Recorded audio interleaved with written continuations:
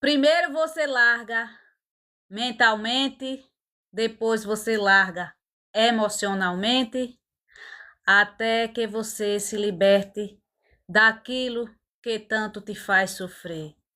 Porque a pior coisa é você ter dependência emocional por uma pessoa que não sabe te valorizar. Porque muitas vezes as pessoas, quando sabem que a outra gosta dela, ela machuca, ela maltrata, ela faz o que bem quer.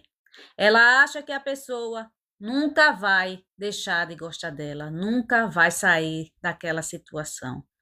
Mas é aí que você se engana, porque as pessoas se cansam de sofrer e se cansam de amar sozinhas. As pessoas desistem não é do que ama, mas do que dói e do que adoece.